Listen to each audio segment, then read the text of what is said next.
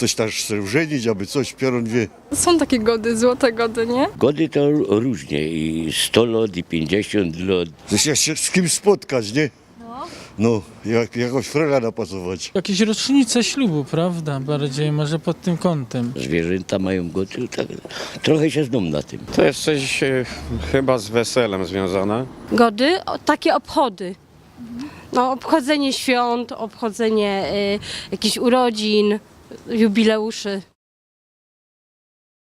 Zista. To jest kapusta? Zista. Ciasto. A z czym wam się zista kojarzy? Mi się kojarzy z jakąś potrawą, ale nie wiem. Ta ciasto. Zista to jest babka.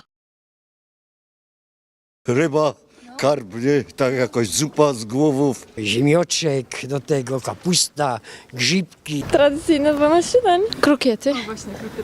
Każdy ma skosztować zupy fasolowej, grochowej, grysiku i ryżu. Każdy na łyżeczkę. Tak i po prostu się przyjęło u nas. Trzeba coś dać, pożrać, wypić i tego, nie? Zawsze rano robimy z babcią makówki. Piekimy syrnik, makowiec. Kapra trzeba kąsek, trochę makowy, no i po zawodach, no. Byle jakie pierdoły, jak się dostanie, nie? Ja znam, ale ja nie wiem do końca, jakie jest jego znaczenie. No nie wiem, no. Wstyd po prostu. A żono gańba. No gańba, ja. Właśnie kupiła dzieckom Lego. Może być taki geszynk? Sklep mięsny, jakiś coś takiego. Są prezenty. Wszystkiego najlepszego. Żeby każdy był, zadowolony, radosny. Pomyślności wszelkiej, błogosławieństwa. Szczęścia. Zdrowiu przede wszystkim. Żeby było jak w platońskiej triadzie.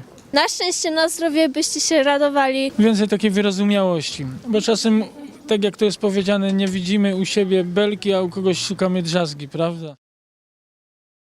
Nie da nagrać, jak na telewizji, niech mnie trochę obejrzą. Nagryfnie. Ja gryfie, bo oglądać. Wesołych, zdrowych świąt życzę. Dużo zdrowia życzymy.